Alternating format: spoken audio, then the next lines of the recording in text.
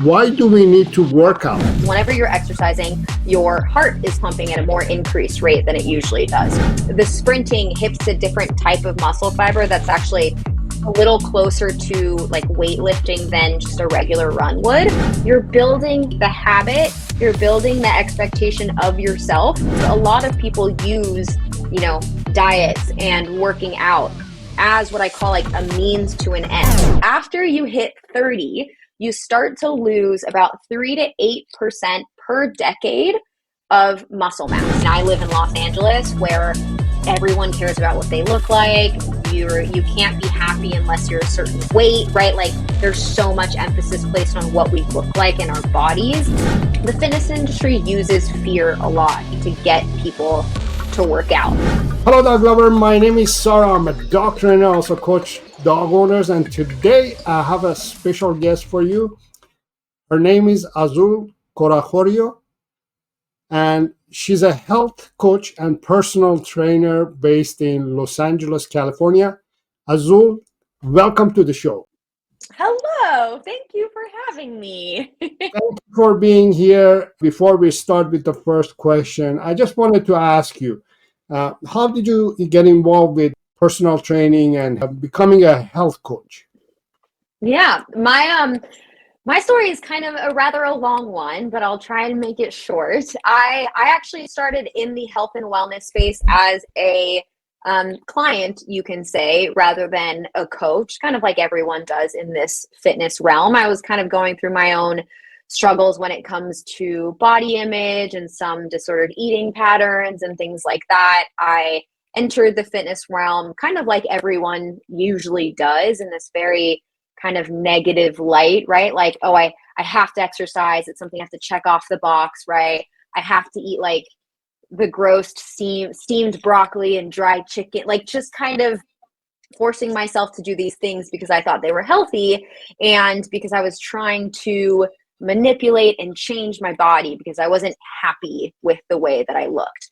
And out of that, I kind of did what everyone seems to do, which is like kind of yo-yoing through different kinds of diets, binging, restricting, trying a workout program for like 3 weeks and then not working out for 3 months, all that kind of stuff. And again, long story short, I kind of, that ended up fostering a rather negative approach to fitness and exercise. I got myself into some not so great habits from there and kind of realized I needed to change something because I wasn't happy with myself, with where I was at in my journey and all that kind of stuff. So I kind of took a different approach. I started to work on my mindset of my body first. So how I was talking to myself, how I was, my relationship with myself and my body, kind of in this more compassionate, more what they call self-loving space now. And through changing that, I was then able to kind of change my relationship with fitness and my relationship with exercise. So instead of going into it as like forms of punishments or things that I had to do, I kind of shifted that into like, okay, I now respect my body. I love myself as much as I can right now, right? Like it's always kind of a work in progress, but I want to do these things to take care of myself because that's really what exercise and eating a balanced diet is. It's a way to take care of yourself. And it's hard to do that when you don't believe you're worth taking care of, right? Mm-hmm. So I had to change that mentality first and then the rest. So I did that essentially, was really happy with where I was. And then people kind of started asking me, noticing the difference and started asking me like, oh, how are you so consistent in the gym? Or, oh, how are you able to eat like this? Oh, you never really say anything negative about yourself. How do you do that? And so I was like, oh, like I should start helping people do this. And then that kind of grew. And that's, how I am where I am now. I'm just trying to help people improve the relationship with nutrition, with movement, but most importantly themselves. And my main mission is I would love if people learn to approach fitness and nutrition as acts of self-care and did these things as a way to take care of themselves instead of like hate themselves. And, like you can't hate yourself into happy is what I always say. So that's how I entered into this space. Right. No, that's amazing. So you've been there, you've done that and you experienced all of that, and it's a great way of starting anything, anyways. But Yeah. today, my goal is to get you, in a way, motivate us, the dog owners, dog trainers, whoever is involved with dogs, to have a better life. Because I believe if we are healthy and feeling great about ourselves, as you mentioned, we'll be able to transmit that energy to our dogs as well and improve our dogs' life. And my goal this year is to somehow motivate dog owners to get that motivation to get started to change their lives, starting with workout, maybe training, maybe changing the mindset of their point of view of health. And my first question is, so why do we need to work out? Yeah, great first question, by the way. And I think it's sometimes I find that people, because I have a lot of clients that either have kids or have pets, right? Especially dogs, because they require a Mm, little bit more work. I find that sometimes it's easier for people, instead of going down the route I did, which was like healing my relationship with myself first and doing these things for me. I find that some people kind of, they resonate a little bit better knowing they're doing something for someone else, especially when that someone else is someone they really, really love. So I like kind of going into this where, like, if it's hard for you to do this for yourself right now, like, think of your dog. I love that. So I think this will really resonate. So a couple different reasons why we should work out. And I feel like anyone listening right now is maybe rolling their eyes a little bit because they're like, I know why I should work out, right? Like, we all kind of know why we should mhm, work out. So right. I'll just kind of throw in some little things that maybe some people haven't heard of, maybe something that'll, stick. But a lot of these reasons, like, a lot of people might know, right? Like, we work out to maintain a healthy weight. We kind of already know that, right? We work out to improve our cardiovascular health, so our heart health, right? We can lower cholesterol. We can make sure that we aren't at as high of a risk for certain heart diseases, stuff like that. And the way exercise does that is because whenever you're exercising, your heart is pumping at a more increased rate than it usually does, right? And by pumping, you can kind of think of the heart, it is a muscle, right? It's an organ, it's a muscle. So just like if you were to do a bicep curl with a weight and you were to go like this enough, your muscle would increase in size, right? It would get stronger, it would get healthier. So that's what you're essentially doing for the heart every time you elevate your heart rate, is you're pumping that muscle, you're making your heart stronger, you're increasing the blood flow, which is really great to flush everything out, which is why it's good to like help those like artery walls and things like that. And it creates more room for blood to flow, less calcium buildup, things like that. Another way that exercise is really good for us is it puts stress on our bones.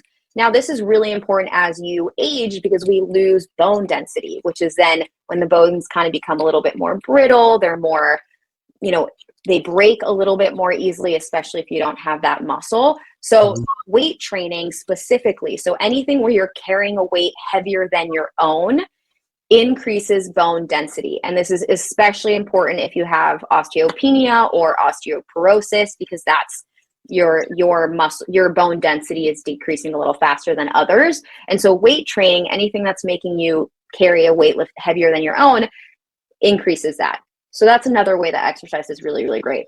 Mhm. Aside from that, it can strengthen your tendons and all of your ligaments. So all of those little guys that are like holding your muscles and your bones together, it does that as well.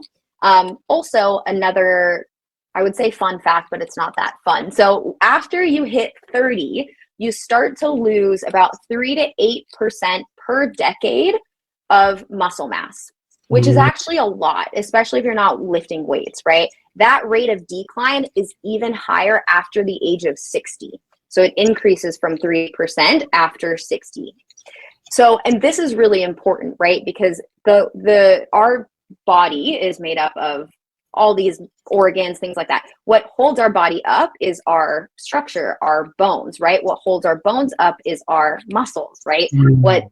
puts our muscles and bones together are those little ligaments and things like that. So without getting too sciencey, right? The structure that holds us up is really important, because if you're thinking about in terms of taking care of a dog, right? Or being able to go walking with your dog, especially let's say if you have a big dog, as you get older, you're more likely to fall if your dog goes to like chase someone else, right? Or tugs on your leash, or your dog gets older now, you have to carry them up the stairs or put them in the cart, right? Things like that. As you get older, your bone density and your muscle density decrease. And in order to take care of your dog, you need both of those things, right? Or else you're going to get hurt. And then you can't walk your dog, or you can't do the things with you can't maybe walk for as long or up hills or things like that, right?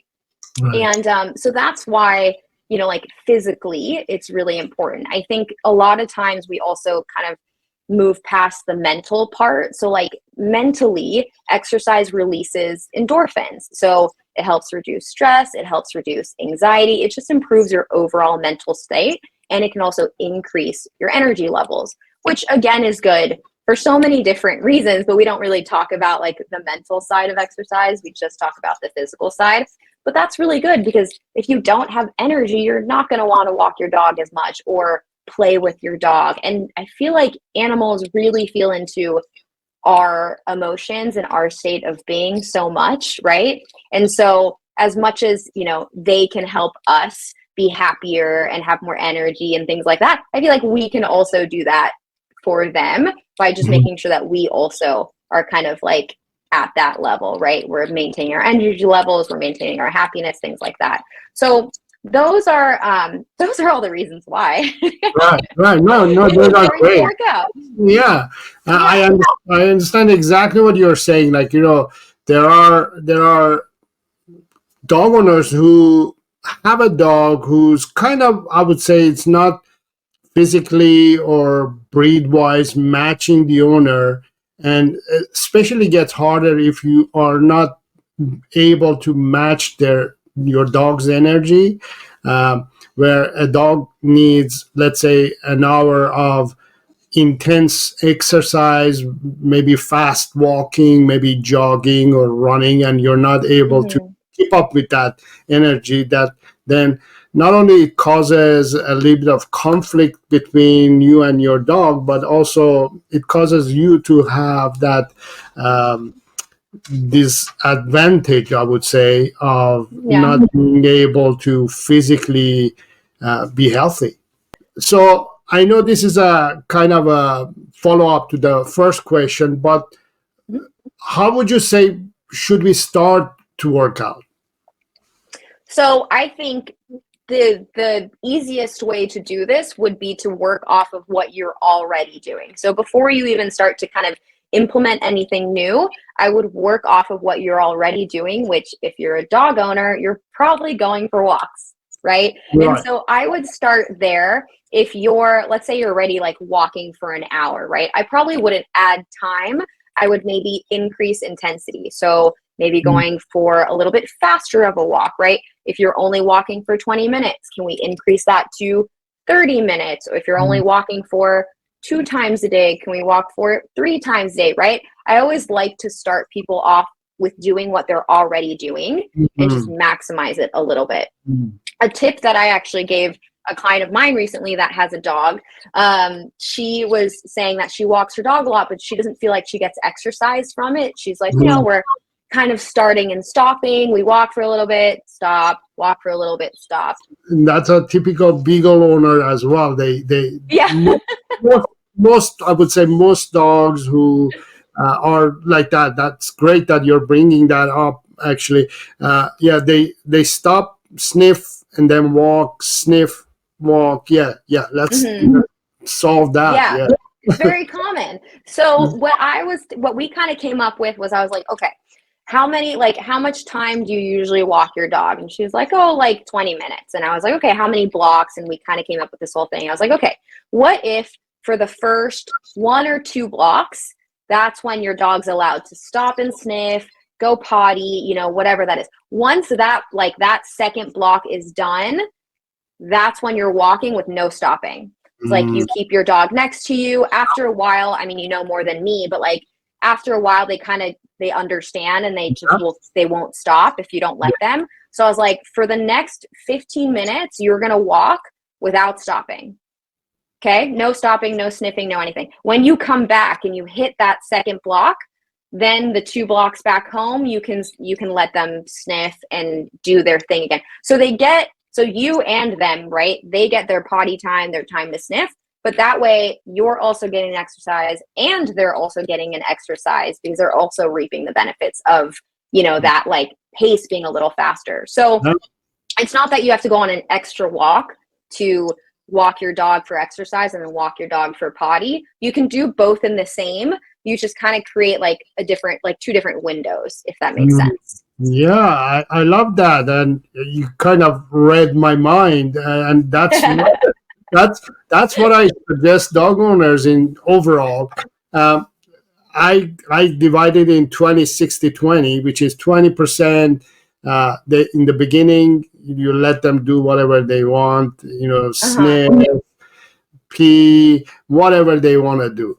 And then after 20% is done, 60% we go for structure walk. We just walk and maybe jog, maybe fast walk or whatever, right? Yeah. And then as we're done with that part, the last 20% is again do whatever you want. The dog, you let the dog. Yeah. Yeah, I love that. I love like also like, maybe taking them to a park and then like doing little sprints, right? Like sprinting to one area, rest, sprint to another area, rest. Like that could be something that if you're okay with running, that could be something as well. Maybe if there are like hills that you can go to. So instead of always doing like a plain path, you can do something a little bit more inclined. There are other ways to do that. And then outside of incorporating your dog, let's say you're like, I actually want to start like a workout routine, right? There's so many different types of exercise you can do. So the first thing I would say is to just experiment with different things, right? Like experiment with different things and see what you might enjoy. For some people, it's a class with other people, right? It's a Pilates class or bar class, or maybe it's a HIIT class, whatever it might be, right? For some people, it's like, I want to do something by myself. I want it to be at home, right? So maybe it's a body weight strength training, or maybe you have weights, whatever. Everyone's kind of fitness levels are a little different. But I would say find something that, I'm not going to say something you love, right? Because I think there's this misconception that people that work out all the time like love to work out all the time. And that's just so not true. Maybe for like the very small majority. But I would say most people, like me, for example, I probably work out 5 to 6 times a week. I don't want to work out every single day. Like I don't want to go do my specific workout every single day, right? Like I kind of want to get rid of this myth of like, well, I just like am going to wait until I'm motivated, or I'm going to work out when I'm motivated, right?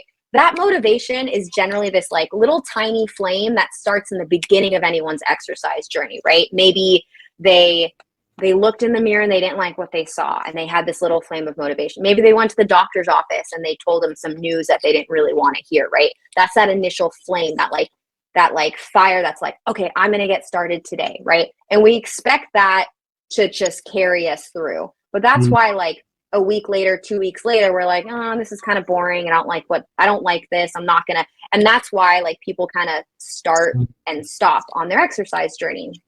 And so what I'd say is like, 1, knowing that already, I think is very helpful. 2, finding that enjoyment. So like something that, or a couple things. I would actually suggest people have a couple things. So, because like I, for example, love weightlifting. That is what I like to do. It makes me feel strong. I always leave each session feeling really empowered. I have good music on. I'm like, yeah, but let's say I don't feel like doing that one day because I don't have the energy, I don't have the time, right? It helps to have something else in my little toolbox, I say, that like I can do. That could be a walk, that could be a YouTube channel that I like to follow, that could be a class with a friend, whatever that might be. I think just finding a couple different things.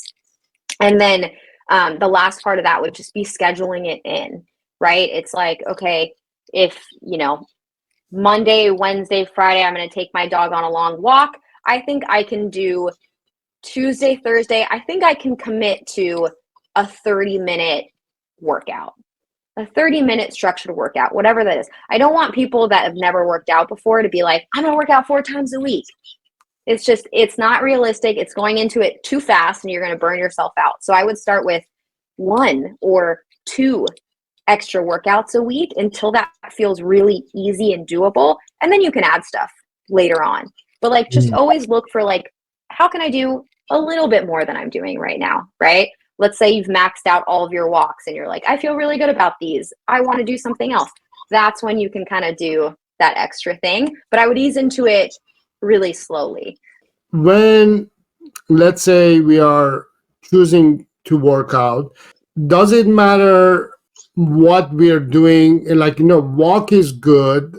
Maybe if we attend, let's say, a gym is good, to work out with a trainer, personal trainer, or on your own.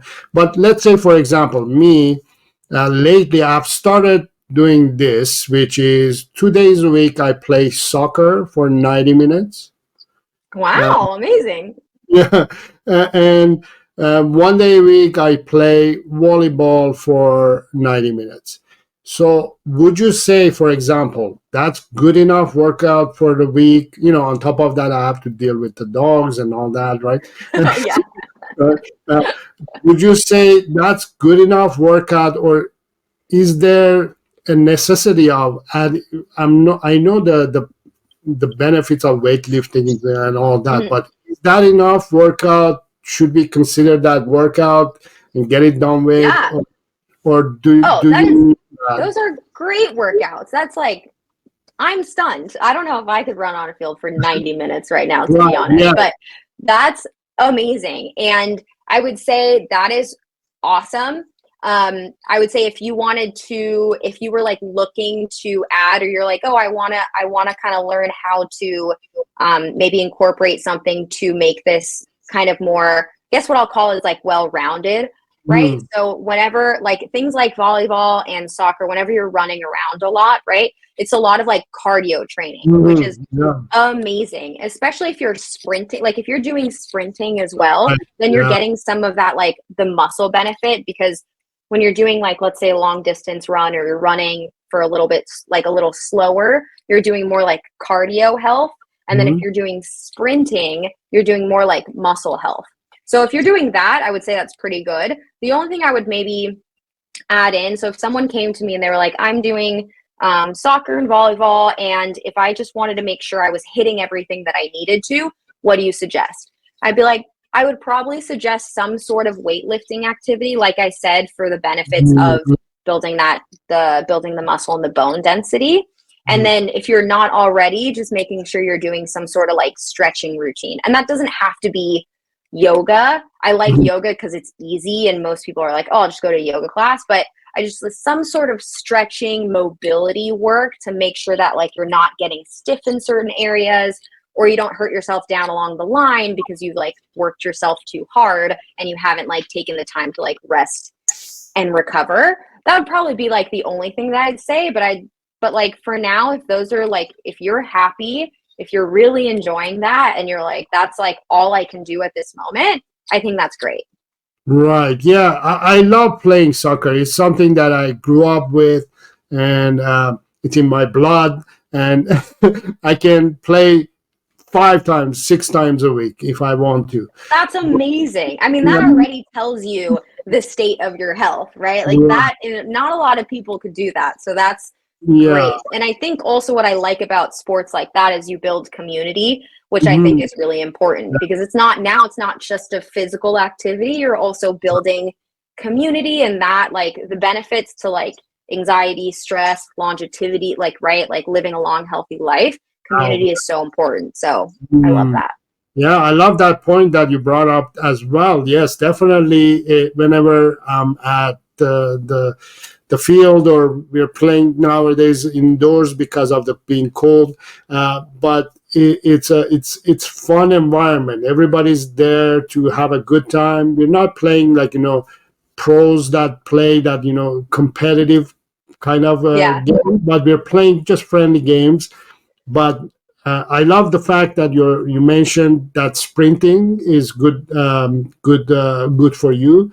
I've Mhm. heard, I've learned that yes, sprinting is a good form of exercise as well. What does it do when you actually sprint? Your muscle. So it Yeah, hits a different, we have small twitch fiber muscles and then we have fast twitch, and they just doing different types of exercise do different things. So the sprinting hits a different type of muscle fiber that's actually a little closer to like weightlifting than just a regular run would, which is why sprinting is so good. very good. Yeah, we do that all the time. Throughout the 90 minutes, we do a lot of sprinting and all that. Yeah. So, would you say then, if you want to make it complete, would you say cardio, weightlifting, and maybe stretching would be the best Yeah. format of training yourself throughout the week? Yes. And I'd say like most people, like we're all athletes of some sort, right? Even if we don't play a sport, right? I like to consider all of my clients as just mini athletes, right? And so for a well-rounded program, again, to make sure like you're hitting all aspects of health for your body, you want to incorporate the weightlifting, you want to incorporate the cardio, and then always, I think something most people don't do enough of is the stretching and the mobility, because it's just Mm, like so boring, which is why I'm generally like, okay, just go do a yoga class, right? Like then you'll hit them both and you'll be fine. mm, Most mm, people just don't like to do it on their own. But if like any athlete out there, right? Like whether it's a soccer player, an NFL player, or anything like that, they're doing some combination of heavy weightlifting, cardiovascular training, and mobility and stretch work. It's just the mm. best way to make sure that all of your muscles, all of your bones, all of the things are being taken care of. And does that have to be on the same day, or does it you No, just break no. it down in It doesn't have to be the same day. I think in for my clients, I think a an ideal week would be something like weightlifting 3 times, let's say Monday, Wednesday, Friday, Mhm. weightlifting. Then on Tuesday, Thursdays, I have them do some sort of cardio. So depending on how advanced they are, that could either be something like a sprint, something like a hit, or it could be a really long walk, 45 minutes at Mhm. like a moderate, pretty easy pace. And Mhm. then on weekends, I call those kind of like the bonus points, the extras. So I generally encourage my clients to try a workout class with a friend or go for a hike or do anything like that. And that would be generally where they do like they'll do a yoga or they'll do, something a little bit more like that. Or they opt for something fun like a pole dancing class Mm. or something a little more exciting. It really just it's just to like get some sort of movement in, but I like the weekends to be the time where they're like including friends or getting outdoors or doing something a little less structured per se. Right. Yeah, I like the idea of doing what you are also passionate about or like to do. Mm-hmm. Like, I used to go to gym. It was kind of I didn't enjoy it. It was I used to go just because I had to go. I was doing it just because I had to do it. But once Yeah. I found the opportunity to go and do soccer and volleyball, which are the two of the games that I liked when I grew up. But let's say so I found my loving exercises that I love to do. But Mm-hmm. let's say if you are a person who hasn't worked out at all, Mm-hmm. and or you have worked out a little bit, or just like me, I was working out just because I wanted to work out. Mm-hmm. How would you motivate somebody to get started on working out? Yeah. So the first thing I would do it's actually more mindset wise, it's to get really clear on your why. Because if you don't have a purpose as to why you're doing something, and if that purpose doesn't like feel really emotional for you, then anything you do is just kind of going through the motions. And you're Mhm. going to get like 2 weeks in, you're going to be like, this sucks. Why am I doing this? And you're like, oh, I don't, well, I guess I don't really need to, a lot of people do it to lose weight, right? So they're like, oh, like, I don't know, like I lost 3 pounds, that's fine enough. Or, like, oh, I don't really, like there's so many, the body is resistant to change because generally when you're changing, you're kind of replacing one thing for another thing, right? Mhm. And so it's way more comfortable to stay where you are, right? Staying on the couch watching TV is way more comfortable than going to the gym. I mean, I totally agree. If I come home from working and I get on the couch, it gets increasingly way harder for me to then quote unquote motivate myself to go to the gym, right? Mhm.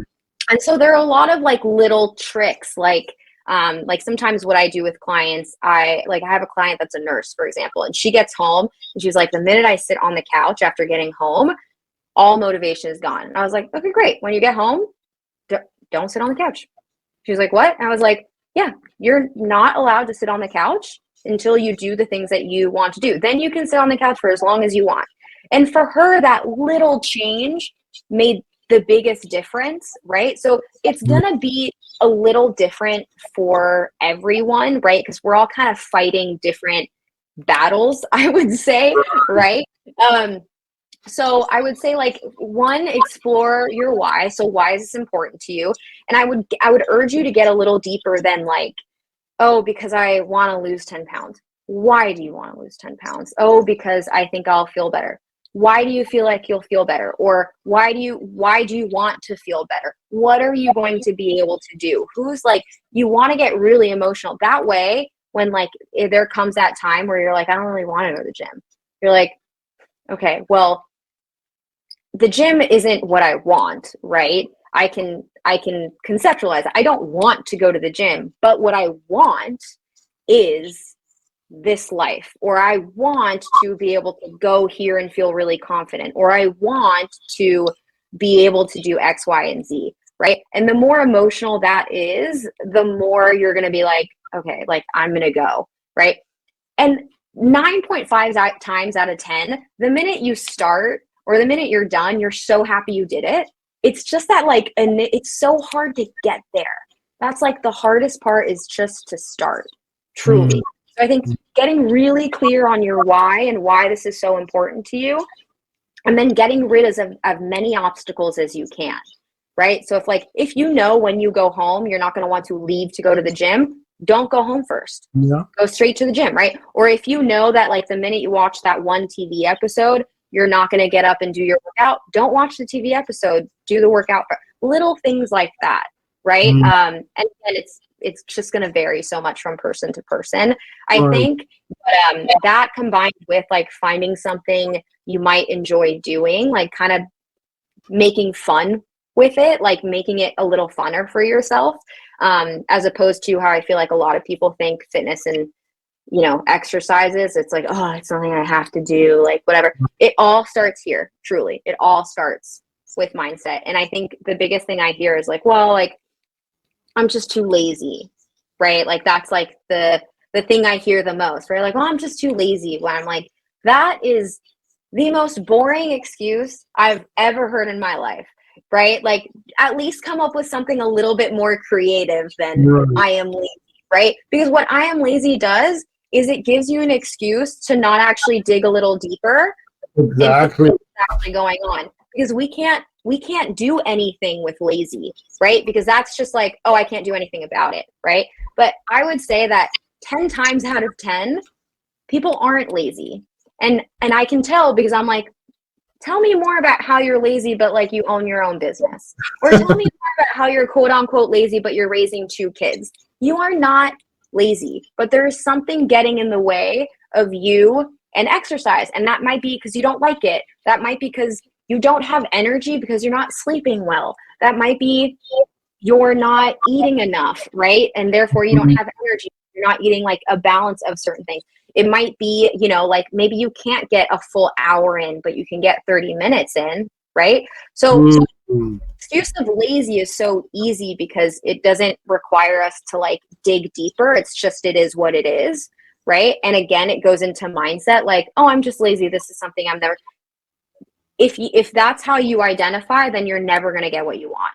Right. But Right. if we can dig deeper and be like, okay, what's actually going on? We can actually create solutions to every single problem that people might have. I have a whole blog post on this. I love the fact that you mentioned that you're doing other stuff, like either you're playing games or you're raising kids or you're milking the cow, whatever you're doing. Yeah. You're doing something, so that means you're not lazy.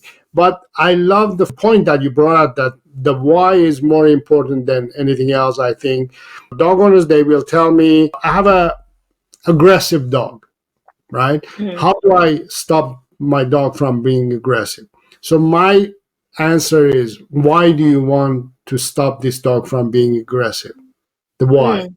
And they say, oh, because it's aggressive, it's annoying. I say, why is it annoying? It's because it's embarrassing. So it's the reason is because it's embarrassing for you. Mm-hmm.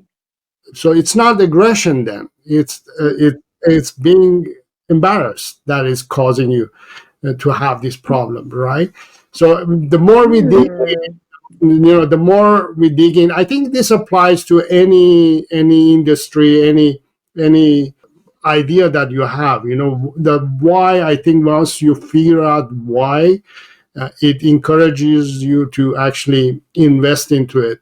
And let's say when it comes to fitness and workout, I think the main why should be, for example, for me, is I want to live long enough that I'm old enough that I don't need to go to the doctors, and I don't want to get on pills, and that's my why. That's the reason doing workout and all that.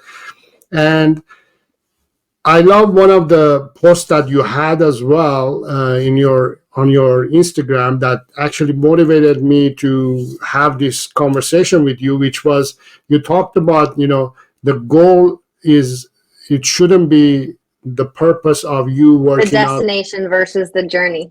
Right. The journey is more important than anything else. And I think, again, looking at it from dog trainers' point of view, it's not dog training, that the fact that you're working on this to get the results of, let's say, less aggressive dog or whatever, is the journey that you're spending time with your dog. You're getting closer and closer to your dog, and your dog is feeling more and more secure with you. That gets the results that you want, which is eventually your dog is going to be less aggressive. So the journey is the most important part of the I think this challenge in a way. And Totally. And I think the core reason, I think, once we figure out, was, again, what is the core reason that I'm doing this, or I have to do this, or I want to do this. When you change the core reason in your mindset, then you tend to say, I want to do this. It doesn't become a chore anymore, I think. You have a greater purpose. And I think exactly. so you've definitely hit it, right? And I think the destination versus the journey is really important to touch on, because a lot of people use, diets and working out as what I call a means to an end, right? They're like, okay, I'm going to do this. And again, I'll go to the weight loss one, because that's kind of what I hear more often, right? I'm going to do this until I hit, a loss of 15, 20 pounds or whatever. Once I hit that, then I'm good, right? And so what happens is that they focus so much on this goal that they will do anything and everything to get there, right? Really restrictive diets, really crazy workout plans, just things that aren't realistic or sustainable. And maybe they never hit this because this is just way too hard, right? And they can probably get here, but it'll be a little slower, but more sustainable, right? So maybe they don't hit this, but maybe they do hit this. Maybe they do hit this and they feel really good. And they're like, okay, I'm done. And one of the things I like to say is, if you can't sustain your efforts, you can't retain your results. So what's going to get you here, the minute you stop doing that, you're going to get right back to where you were. And what happens is, a lot of the times people will regain the weight plus some. Mhm. which is then can be really frustrating, and you feel really hopeless, and you're like, I hate exercising, I hate eating balance, what, it doesn't even work, right? But that's because they focus so much on this that, one, they didn't find ways to enjoy the process, right? They did things that were maybe way too unsustainable, unrealistic, not going to social events, not eating the things that they love, spending way too much time in the gym, right? Things like kicking their butts in the gym, and it just doesn't feel good to do that all the time, right? So what I like to say is like, this could be like your goal, right? Like your kind of North Star, maybe like a part Mhm. of your why. I would dig a little deeper. Why is this important to you? Why is, losing the 20 pounds important to you? But anyways, focusing on the journey is important because what's going to get you here, you need to keep doing. I like to say it like, as like, okay, in order to become a CEO of a company, what do you have to do to get there, right? Like take on more roles, take on more responsibilities, things like that, right? If you just stopped doing that, once you became you'd be fired so fast, right? So it's kind of the same thing. You need to be able to continue. That's why they say like this is a lifestyle, and people hate that, right? Like it just sounds Mm. so cliche, but Right. it is a lifestyle, because if you can't keep doing those things for the rest of your life, you will go back to where you are, right? Like you like do the same. If you do the same thing, you'll reap the same results, right? Mm. And so that's why you want to focus on, maybe this is like a little farther away, maybe it's a little slower to get there, right? But you'll at least know that once you get there, you'll stay there, or you'll continue even surpassing that, right? Because you kept doing what you're doing because it's easy, Mm. because you like it most days, right? Because it's sustainable for you, because you don't have to risk not hanging out with your friends, or not going to dinners, or not, having time with your family because you're in the gym all the time. So Mm. that's why focusing on that journey, making sure that you're doing things that are sustainable, that feel relatively easy for you, right? Things like that is so important. And this goal being a North Star, but like we need to take the focus off of this and Right. focus a little bit more on that path. Yes, very important. And you kind of touched on this. Um, for example, when we talk about, I don't want to do workout, or I want to do it, but it's hard, or I'm lazy, or I want to lose belly fat, or I want to lose 15 pounds, or anything like that. You touched on it, I think. Uh, is that a sign that there is a core underlying health issue or something that it's Mhm. also stopping you from doing that? So interesting that you say that. I was just working with a client, and Mm. energy levels were a really big deal for them. They were working out, and they were, we were focusing more on nutrition at the time. But it was so hard, right? Mhm. Getting from work from home was really hard, was always drained. We then talked about sleep, right? Because I have this like little pyramid of things that are important, right? And at the base here, sleep is included, sleep and stress management. And then Mm. fitness and eating balance are a little bit more at the top, right? But if you don't have the energy to do things, it'll be hard to do those things, right? Right. If you don't have the time to do those things, it'll be hard to do those things. So, anyways, we were working together, and I was asking them about their sleep. I was like, you're constantly kind of talking about not having energy levels, stuff like that. He's like, oh, I'm not really sleeping well. I don't, I wake up a lot. I wake up and I don't feel well rested. A couple months go by, and his doctor recommended he test himself for sleep apnea. Turns out he had severe sleep apnea. Was not sleeping, was waking up a million times a night, right? Like was, all that kind of stuff. So now he's on a sleep apnea machine, and within a week, energy levels way better, right? Actually able is it's showing in how dedicated he is now. He's like, oh, I have more energy to cook when I get home, or oh, I have more energy to go to the grocery store before I go home, right? And even with my fitness clients, I can tell when they haven't slept well the night before. Right. And, they're not doing as well that session. I'm like, did you sleep okay? And they're like, no, I was like stressed, and I didn't get to bed on time, or I didn't sleep so well, right? So little things like that, for sure.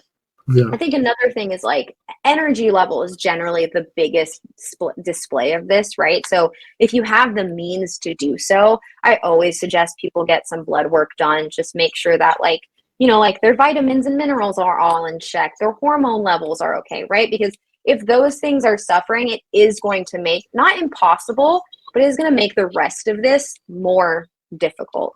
So if you're having a hard time managing stress, if you're not sleeping super well, if there's an underlying, thing going on with your health, then that can make it more difficult. Again, not impossible. I work with clients that have autoimmune diseases. I work with clients that, all these different things. Moms, right? Like that, we all know they're always tired because they're never sleeping. So it's not impossible, but it will make it a little bit more difficult. So if there are ways to make sure that you're kind of checking off all the boxes, I would say definitely make sure that you're able to at least manage your stress fairly well and sleep. And that should help in and of itself. Right. I think, the way our lifestyle nowadays is, it doesn't allow many people to look into within and say, am I in good shape actually? Do I have problems inside? Yeah. And I think you brought up a good point is, blood tests, and do a lot of, annual or even semi-annual tests or checkups, just to make sure that there isn't anything brewing underneath, which is kind of working against your will as well. That it does affect your will, I would say, when it comes to looking after your health, right? Yeah. And I want to point out, because I know, having done this for long enough, right? Like, I know it can be hard for some people to want to go to the doctor's office, right? Like, it's not a comfortable place to be. A lot of people don't have so many great experiences by going to the doctor's office, right? So I want to kind of hold space for people that are a little they don't love that answer, right? It's also not for nothing, not cheap, right? For a lot of people to go to the doctor's office. So if that's maybe not a place that you're in where you can go, I think sometimes, again, it's a little bit of a mindset shift when it comes to being scared. Make sure you're going with someone that you trust. Make sure that, if you can take someone in your family that's supportive, going with them, things like that. But if that's not accessible to you, I would say just kind of focus on the things that you can, which again is sleep, just trying to make sure that you're sleeping well enough, and just making sure, little things I don't know, are you drinking enough water? And you can easily see that by looking at your pee. If it's really, really a dark yellow, if it's a bright yellow, then you're not drinking enough water. And that's one little health tip that you can do to slowly start to take care of yourself a little bit more. You elaborate more on the pee color, and that would be interesting. Yeah. So again, for energy levels and things like that, it's really important to make sure that we're staying super hydrated. People don't actually realize how much this can affect our energy levels. And so there's if you Google it, there's a whole pee scale, right? But generally they say that you can tell if you're really well hydrated if you go to the bathroom and your pee is almost a clear or very light yellow. The darker your pee gets, the more dehydrated you are. So if you go and it's a really dark yellow, right? You're I need to drink more water. And the general recommendation is 64 ounces. So I have a water bottle that's the size of my head, and I try and drink 2 of those a day on top of drinking tea and stuff like that. So a lot of time, especially with nutrition clients too, we'll think we're hungry when we're actually thirsty. We'll be really low in energy and we're actually dehydrated, all that kind of stuff. So yeah, that's a really easy. If you go to the bathroom and your pee is very light and almost clear, you're perfectly hydrated. If you go to the bathroom and it's a darker yellow, it's kind of a really intense yellow, that means you need to drink more water. Right. That reminded me of this thing that I not recently, but last few years I've learned as well. I'm not sure if you could elaborate on that as well, but that if you're drinking water and you're peeing a lot, that means the water is just going in and out, and your body is not absorbing the water, the moisture. And I think to help that is to drink it with a little bit of Himalayan salt. Do you know that tip? Yeah, so it's kind of like a natural electrolyte. So putting, and when we say little, it's like literally like a little Right. bit. Yeah. You shouldn't Yeah. actually taste the salt in it. Right. And it would be, it's kind of similar to a lot of people like to drink like electrolytes and things like that, but Yeah. they generally come with like extra sugar Sugar. and all these things we don't usually want. And so adding that little bit of salt can help your body absorb the water a little bit. I would say it's really normal if you go from like not drinking any water to all of a sudden drinking a lot of water. It'll flush through a lot faster because one, your bladder's not used to holding that much water and Yeah. all that stuff. So I would give it like a week or two until your body like adjusts. And if it still hasn't adjusted, then yes, you can try the salts rather and see if that helps. And then if that doesn't help and you're still peeing all the time and you just can't seem to hold water in, then there are like other things that maybe, maybe you need to strengthen your pelvic floor, in which case you see a pelvic floor therapist, or maybe, there's like some sort of bladder thing happening. So, what would you say? There you touched on having diets, all these things, Mm-hmm. but does diet impact your lifestyle, your working out regime, or does it impact your life at all? Diet. Yeah, it 100% does. There's no really going around that. The body needs different types of nutrients, different type of minerals to do different things. And so I know we don't have a ton of time, but each of the macronutrients, so fat, protein, carbohydrates, does different things for the Mhm. body. Some of them feed the heart, some of them feed the muscles, some of them feed the brains, hormones. They all kind of do different things. So that's when we say like a balanced diet is just trying to make sure that we're incorporating a lot of those things in. Aside from that, you're adding, the reason why fruits and vegetables are important is because they all have different nutrients, antioxidants, other things like that, the micronutrients we call them. And those things feed different things like the eyes and the hair and, all again, the hormones, stuff like that. So when we say balance, it just means trying to bring all of that together and make sure that you're getting enough of each to just make sure that we're taking care of the body as much as we can, right? Mm. And so it would be like, again, for dog owners, right? Like I like to say this to parents and to dog owners, you wouldn't feed your dog, right? Like snacks like only snacks all day, right? Or you Mhm. wouldn't feed your dog just like treats all day, right? You want to make sure that they get proper nutrition so they live a long, healthy, happy life, that their coats are nice and shiny, all this kind of stuff, right? You would Mhm. do that for them. Why not do that for yourself, Right. Right. right? Or it's like if you own an expensive car, right? Like there's certain gas that needs to go into that expensive car. You wouldn't put like really cheap gas in it, right? For example. Yeah.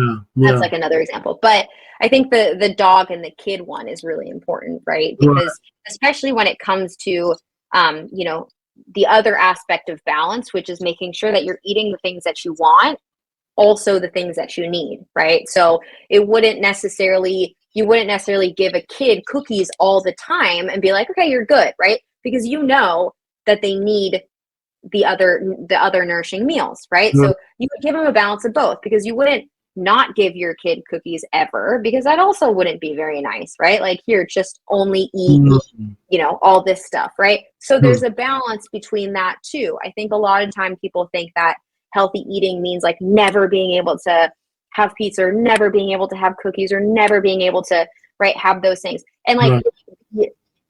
the more far left or right like part of fitness and nutrition would be like, yes, you can never have that, it's so unhealthy for you, it's whatever, right?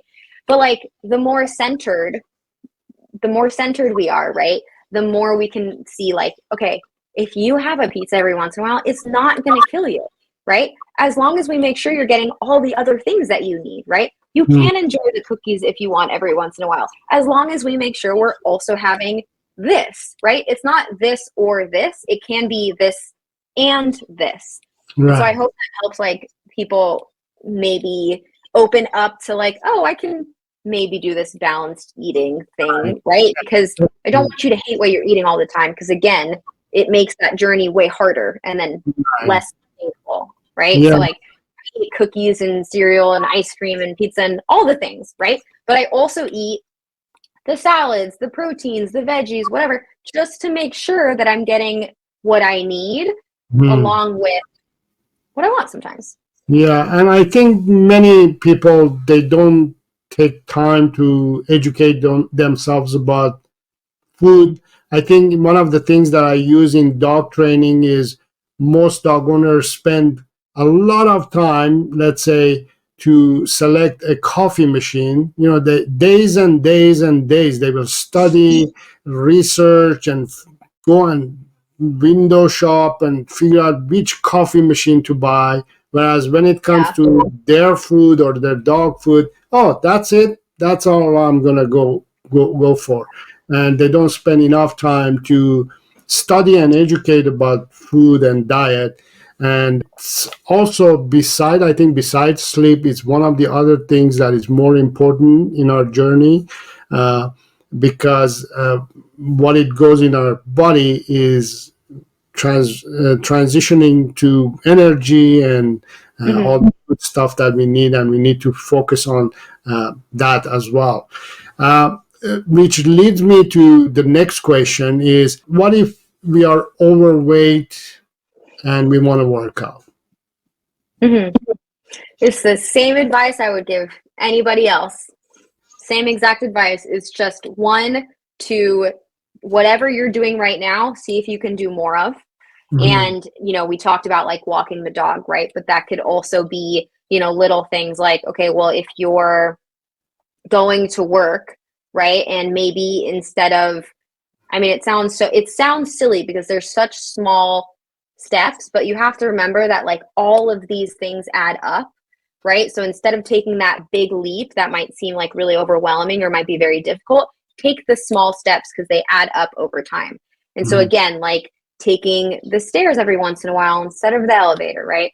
Parking a little farther away from, the mall or wherever you're going, right? Little things like just walking around your house a little bit more, right? Like, can you get up and, walk to the kitchen or walk to the bathroom or walk, anything like that is just to work on being a little bit more active than you are now, right? Maybe it's if you sit in a chair at desk at work all day, maybe it's every hour you just get up and sit back down in your desk 10 times, right? Again, it seems so silly, but they are actions that add up. And I know this because I've worked with a ton of people that have done this and it works, right?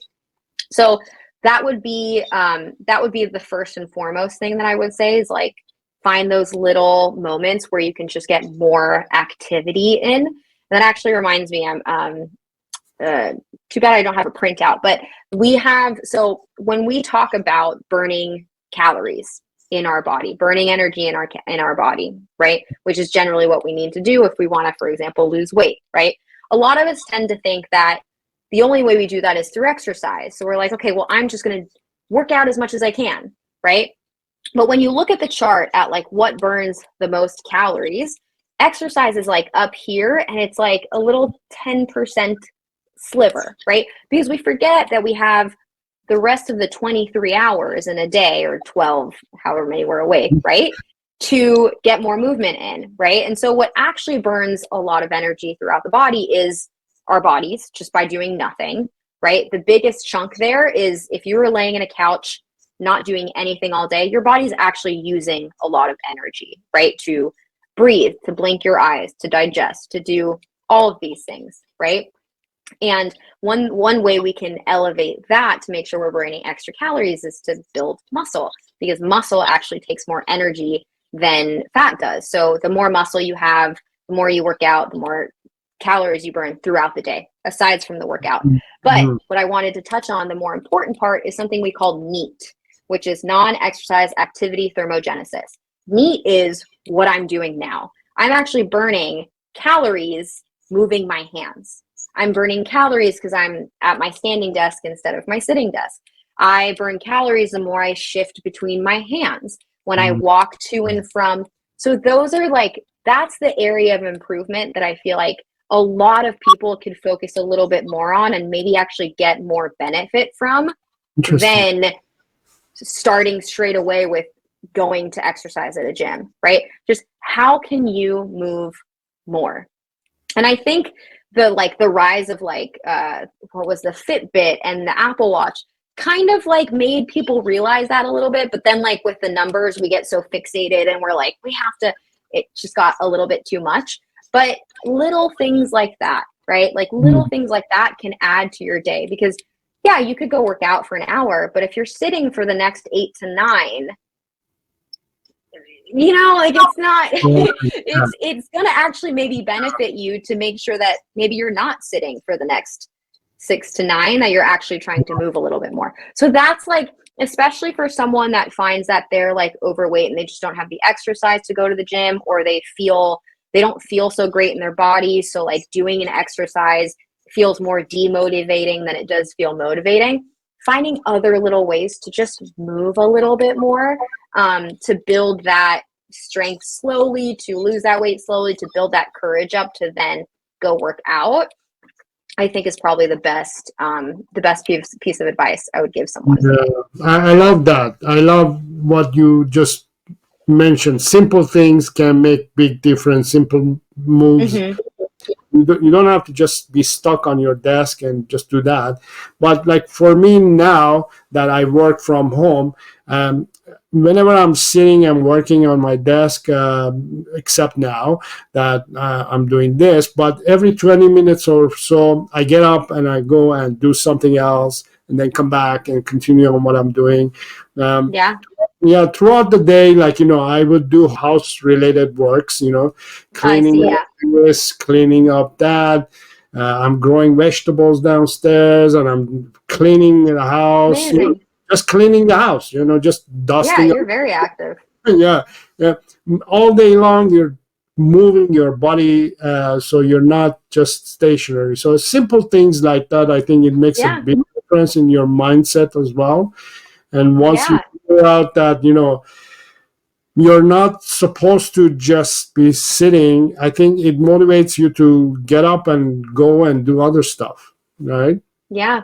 I like you mentioned well, two things really. Is one, like I have a client who works at an office, and during their lunchtime, they cut, so their lunch is about an hour, I think, or maybe Right. 45 minutes.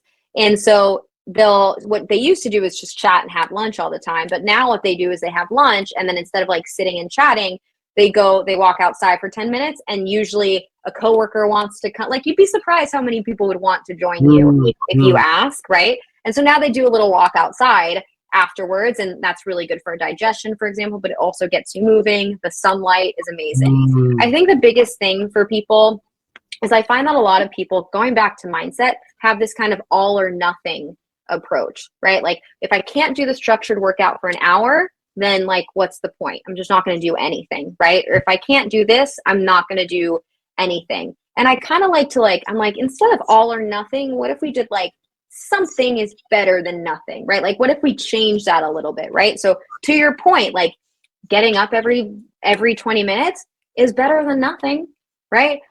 Going to garden is way better than nothing, right? Doing a little 10-minute around the block, way better than nothing, right? Like, I'll have clients sometimes and they're like, oh, like I did this 15-minute thing on YouTube and it wasn't very hard, but like, like I kind of think, what's the point? And I'm like, let me ask you something. Was doing that for 15 minutes better than doing nothing? And they're like, yeah, I mean, I guess so. I'm like, it 100% was. Like, coming Exactly. from me, it 100% was. Not only because you were moving, but it's a mindset thing. You did something. You're building the habit. You're building the expectation of yourself that you're always going to do something. Right. And sometimes that's the hardest commitment is the one to yourself. Right. So the hardest thing is just to get into the habit of doing something. So sometimes what I'll have people do is I'm like, set a time in your calendar, 30 minutes every day at, I don't know, 5 p.m. or in the morning or whatever, right? And see if you can just dedicate yourself to doing something for those 30 minutes. It doesn't even have to, it could be a walk. It could just be standing for 30 minutes. It could be, right? Like, it could be going on the floor and doing some crunches or doing whatever it is. Just get into the habit of noticing, like, oh, every day or every 3 days at this time, this is my time to do something, right? Show up. That is the hardest part, is just showing up. Love So that it's idea. no expectations on what you have to do. And you can make it harder and harder as you want or whatever. You'll find sometimes you have more energy to do more, sometimes you have, but at least you're keeping that commitment to yourself. And that's like where you start to build the confidence, because confidence is really just keeping promises to yourself over and over again, right? So that's like another little way to do that. Yeah, love that idea. Just, just plan it and basically maybe even do nothing. I mean, it's kind of similar to one of the ideas that I have when it comes to dog training as well. Is I have clients who are busy working and busy life, kids and this and that, and they say, I don't have time, to train my dog or work with my dog and do anything with my dog. So I'm saying, that shows me that you're not paying attention to your life in a way. Your time management. Yeah, time management. You're letting your life dictate you of things that should be done, but maybe are not necessary to focus on, put the energy into it. And, just dedicating 15 minutes, half an hour, just hanging out with your dog. You don't have to go for a walk or anything like that. Just sit with your dog. Oh, I can do that. I can sit on the TV watching my show and my dog on my lap. So no, not that. Do nothing with your dog. Just sit and do nothing with your dog, right? Your dog learns that we don't have to do anything also, and you also teaching yourself that we could be actually taking it easy and do nothing, and that prepares you for other things that you should be doing. It gives you a moment to maybe reflect on, oh, maybe I could work out for during this half an hour, or I could go for a walk. Actually, I wanted to ask you as this too: what is your diet and what is your day looking like? So it's actually a good question, because I think a lot of times, I don't know the demographic of your audience, but I think a lot of times in the health and wellness space, we see people do these like, what I eat in the day, right? And then what happens is people are like, okay, well, I'm just going to do exactly what this person does, and then I'm going to look like them. Right.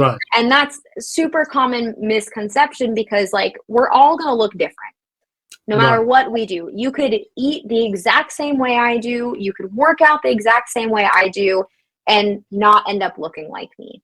And there's actually nothing wrong with that, because you're supposed to be like you, right? Like your healthiest self is going to look different than my healthiest self. And that could be for a variety of different reasons, including genetics. It just kind of is what it is, right? So whenever I'm working with clients, I actually don't do meal programs or anything like that, because for me, I want to teach them, one, the basics of nutrition in general, not super sciencey, just kind of like the basics. So, like generally why you're eating what you're eating, how to incorporate it. But then the most important thing is like the how to eat, because that's going to look different for everyone, right? So instead of, like calorie counting or trying to hit certain numbers or whatever, it's just simply things like, are you eating slow? Are you able to pay attention to when you're getting full and when you're still hungry? Do you know when you're hungry or when you're just emotionally eating, right? Little things like that can be super helpful, and it's also unique to you. I think a lot of times in this space, we've taken that like autonomy away from people, and we're like, you have to do this diet plan, this certain numbers, and then we remove the trust that people have in themselves. And now people think that they're like out of control around certain foods, or they have to eat this way, or it's just simply not true. And so it's getting back to like learning how to do those things for yourself and recognizing you don't have to listen to what anybody else is doing. Because again, like I, for example, am lactose intolerant. I can't have dairy. There are a lot of people that do totally fine with dairy. So I would never tell someone like, you're not allowed to have this, right? Simply because I can have gluten.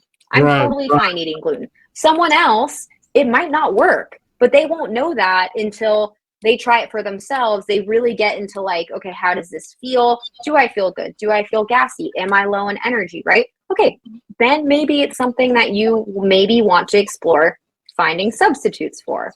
right? But I could never tell you that because I don't know you. Like, I don't know your genetics. I don't know what works, what doesn't work. So it's kind of hard to say like in a day. But you know, like a couple things, like I do try and get movement in every single day.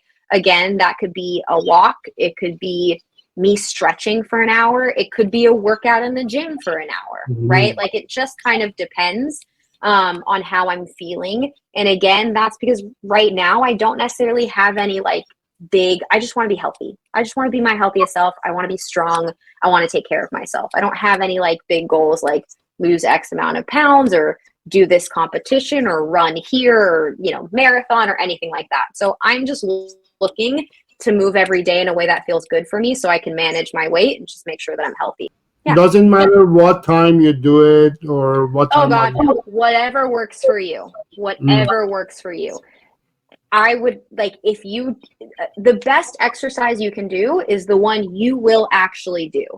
So if I'm telling you it's the best time to work out is 7 a.m. One, why? What if you don't have energy at 7 a.m.? Then you won't be able to give your all in your workout and it won't be the best time for you. Or maybe you just can't wake up half the time at that time and you're missing half your workouts.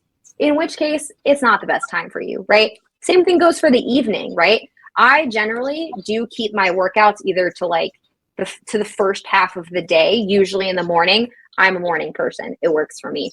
I also know that if it's in the evening, I'm less likely to do it. Or if a plan comes up, I'm going to want to go do that. So for me, first half of the day is better. For other people, they love working out at the end of the day. They like to, it's like a good stress reliever, you know, like it puts them in a good mood after work, all that kind of stuff. So there's no best time. I would say there's no best time of day to work out. It's the time of day you're more likely to work out. And then in terms of meals, I'm just trying to get in as many of those, right? Like at every meal, I'm trying to see if I'm eating a protein, a carb, some veggies, and some fat. I'll just take a general look at my plate and be like, okay, I've got all that on there.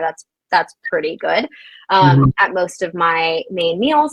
And then, you know, whenever I'm snacking, like I have a pretty good idea of when I'm hungry and when I'm just emotional eating, right? So if I feel like I'm eating because I'm bored or I'm procrastinating something or anything like that, there are certain things that I'll do to see if I can maybe overcome that without having to lean on food. And I actually have a whole mini course on that if people are interested. And then, but for snacks, generally, I am again trying to keep it a little bit more balanced. So like crackers or vegetables with hummus, for example. But that also includes having cookies sometimes or having, you know, like when I did work in an office, like, and they had donuts, sometimes I would have a freaking donut. You know what I mean? Like, it's just, and I don't feel bad about it. There was a time in my life where I would feel bad about it. And that does nothing for you because you still had the thing. So what does like being mean to yourself, being like, I'm disgusting, I'm never gonna have that, it does nothing but get you really stressed out, which then impacts your digestion, makes you feel really bad. You're more likely to continue eating more things that make you feel bad. So like releasing all of that, which is like the main thing that I do with my clients. And just again, trying to eat a little bit more balanced. A couple of things, I try and always start my mornings with water. And I try and not have coffee for at least an hour. There are a lot of reasons for that, but that's a whole nother podcast episode. So that's one thing I probably do that I would recommend for everyone. And then I try not to eat within an hour or two before going to bed, just because I find that it impacts my sleep. So if I eat within an hour or 2 hours before bed, I don't sleep as well. And so that's kind of my general thing. And you sleep as long as you need, right? I generally go for 8 hours. So I know and I do that just by being like, okay, if I have to wake up at 6 a.m. tomorrow, I count backwards 8, and that's when I know I'm supposed to be in bed. And that's, you know, that's how I do it. If I wake up later, I know I can stay up a little bit later. Yeah. If I have to wake up earlier, same thing. But I always strive for 8 hours of sleep because I notice it makes a really big difference. Some people can work off of 7. I generally wouldn't recommend less than 7. Some people need 9, in which case we try and get them 9. But yeah, that's like a whole nother bedtime routine, morning routine, all things that are incorporated into health. But again, we probably don't have enough time to go. And to be kind of open here for everybody to understand, and you're a health coach and you get lazy too, right? Yeah, again, I wouldn't say lazy. I would say there are times where I prioritize other things. And that's totally okay, because again, balance, right? There was a time where if I missed a workout, I would get really upset. I'd be like, and then I wouldn't work out for the next 2 days or 3 days. Or the next day I would work out for 2 hours and I would drain myself. No. Now it's just like I practice. I mean, it's a core pillar in my coaching practice is self-compassion, because I think it really drives, like, honestly, so much. It's just learning how to speak to yourself in those moments where things aren't going according to plan. That is probably the most important, because yes, every once in a while I'll pick up my head and all of a sudden it's 6 o'clock and I was like, oh my God, I've I didn't even realize how much I worked. Or yeah, there will be some days where I don't have energy because I, went, like, I didn't sleep well, or things like, or some days I'm on the couch and I'm like, wow, I really don't want to get up. And I really couldn't get myself to go to the gym, right? Being mean to myself is not helpful. What's also not helpful is calling myself lazy, because again, that doesn't help, right? So I'm just like, okay, today's the day I'm just going to rest. I'm going to take it for what it is. Clearly, maybe I needed it.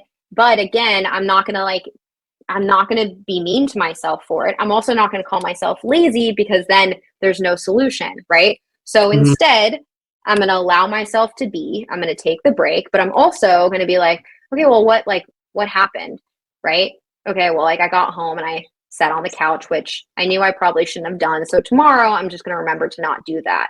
Or, I got home and X, Y, and Z. Oh, okay, tomorrow, right? Sometimes we think that we have to be mean to ourselves in order to, like, make ourselves change, right? We're like, well, if I'm mean enough, or I'm whatever, then, like, I'll force myself to change, right? And that generally doesn't happen. It's just not sustainable long term. I think it's just this idea of, like, well, if I'm nice to myself, then I'm never going to do anything. I'm, like, letting myself off the hook, right? But that's, like, self-compassion isn't that. It's being able to, like, be nice to yourself, essentially, to give yourself grace, just like you would a little kid, right? Like, be like, it's okay, it's fine. What happened? How can we do better next time?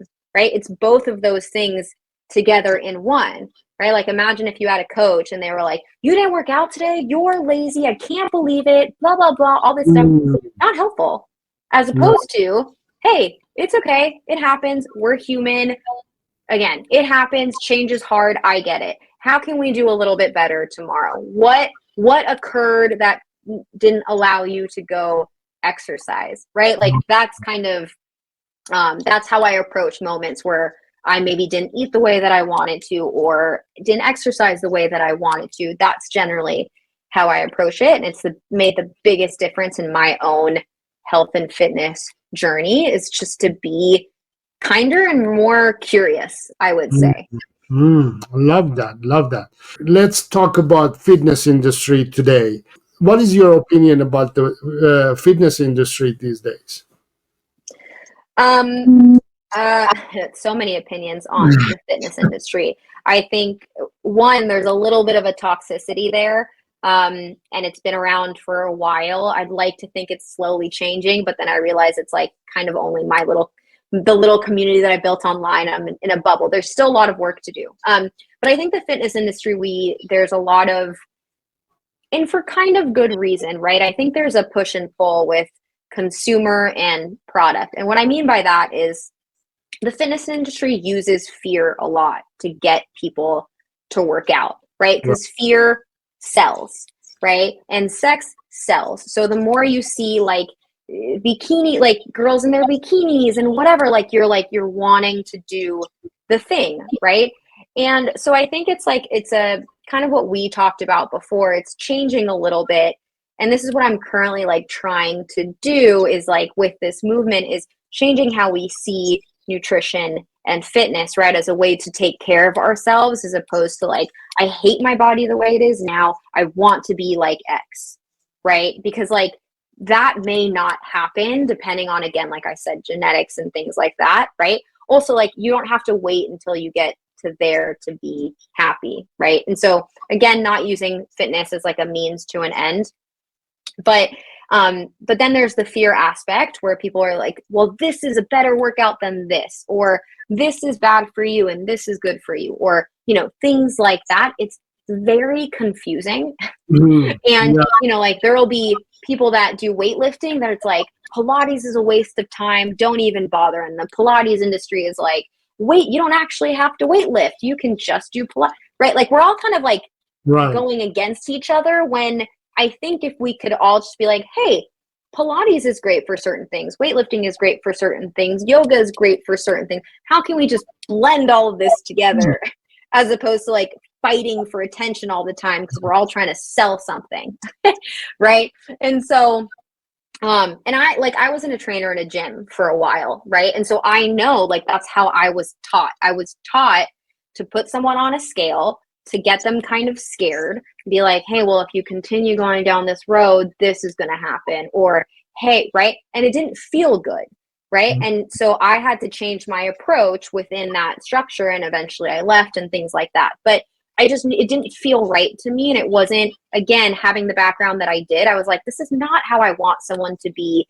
introduced to fitness and to nutrition, because it can actually be such a beautiful thing, again, when you have it in the lens of like, oh, I feel strong when I do this, I feel empowered when I do this, oh, look, like I'm getting stronger, oh, look at the things that I can do now that I couldn't before, oh, my body's so cool, right? Like that's how I want someone to get introduced to the world, not the way that I feel like the fitness industry right now is, which is like scaring you. And the nutrition world isn't like that much better, to be honest. Like Right. one year eggs are really healthy, the other year eggs are the worst things in the world for you. Like it's all very fear-based. And so I think kind of getting away from that noise a little bit.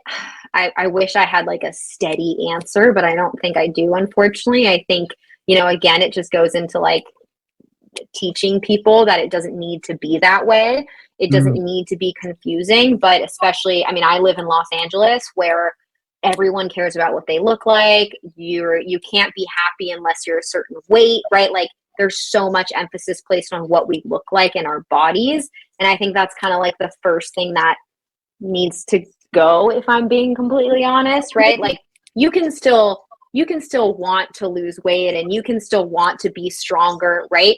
Those are like fine goals to have.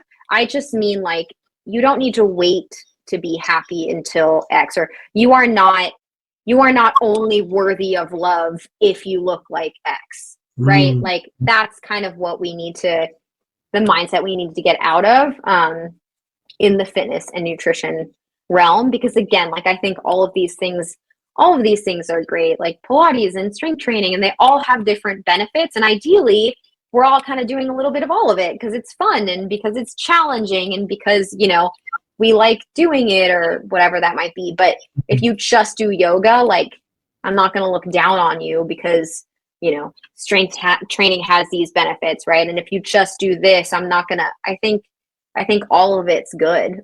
And again, I would rather most people doing something than nothing. So how do you, in your program or in your approach, how do you help somebody? How do you clear the path? How do you reduce all this noise in your programs? Yeah. So in my practice, we focus on nutrition, we focus on movement, but we also focus on behavior change and mindset. Those are the two kind of things that I think set my practice apart. And within the actual coaching program, we do a lot of nutrition fundamental work, but we also do that unique approach, which is more like figuring out like what hunger and fullness means to you, eating until you're 80% full, eating slowly, being mindful, all those kind of things, exploring your relationship with those things, right? And then with movement, I come from a strength training background. So if anybody wants me to like create a workout program for them, that's generally my area of expertise is weightlifting. But within my program specifically, we go a little bit more into the why, we go into the how to find exercise that like feels good to you. And again, it's more of that like experimentation, but my practice is like very focused on mindset first, and then kind of like those tools a little bit later on, because we also talk about body image. Like a lot of the people that I work with are struggling with body image and confidence and low self-esteem and stuff like that. So the mindset piece is super, super huge. So that's one of the things that we tackle first, is the mindset part, and then everything else kind of comes after. Because again, I'm wanting people to come into nutrition and fitness and stuff like that with a different approach, because I found it to be way more sustainable long term. So I'm not telling people what to eat or what to do. I'm helping them find how to do that in their own unique life in a way that works for them. That way, again, it's more sustainable and they actually enjoy doing it. And then they don't have to rely on me for the rest of their lives to tell them what to do. I want them to be, I want you to feel independent. I want you to feel confident that you can do these things on your own and not have to rely on like a program or a meal plan or, you know, any of that stuff. Right. I love that. I love your approach, and I love the way you uh, put everything together. You know, it's I would say, you know, for the past few years, I have really dialed in with health and anything surrounding health, and everything that you mentioned. It's exactly what I have learned and aligns with me. And I highly suggest everybody, if you're in that path that you're suffering and you're not having good life because you're skipping this part of your life, which is health, and you know, having a coach, a personal trainer, I would highly suggest Azul. And you take in new clients as well. Are you? Are you taking? I Yeah. am. I actually have I have my group coaching program that's launching soon, for first time in 2024. And that's a group coaching program where we talk about all of this, and it's a 12-week long program. So people can, I don't know if you'll post a link, but they can go onto my website or follow me on Instagram and it'll be there. Yes, definitely. All the information would be in the description of this video. And yes, definitely, I have come across a lot of trainers, and you stood out for me because your message, your approach is way different than others, and that's the part that I like, the uniqueness of yours. And that's exactly what I also do in my industry as well. You know, there are thousands of dog trainers out there that people can choose. There are at least 8 or 9 methods of dog training that people can choose. I know them all, but I, for example, focus on training dogs without the use of treats, force, and domination. Oh, wow. Just because I find it much more healthier and effective to work with dogs and dog owners. And that's what I do too. I bring clients to my program that they want to change, they want to you know, work in a term that they learn the concept and they are able to solve all the problems. It's not that you're going to depend on me for the rest of your life. My goal is to help you, instead of being a dog lover, to become an educated dog lover. When you're educated, you know exactly what to do, you know how to problem solve. And I think your program also, that's what it teaches us, to learn exactly what we are supposed to do, and then we just implement it in our lifestyle. Go live your life. Yeah, exactly. I want to thank you so much for being here. Thank you. Any last words before we end this segment? I mean, none really. That, you know, change is hard, right? But again, remember your why it's important to you. Expect yourself to mess up, because you will, a lot. Anything new, there will always be, you know, there will always mess ups, but it's not a failure. It's just feedback. Take everything in, learn, be curious, and And yeah, just know I'm on your side. I'm your cheerleader on your Mhm. little shoulder. So whatever, I hope people got a lot from this and were able to kind of like pick up little things here and there that they can take with them. For sure. Thank you very much.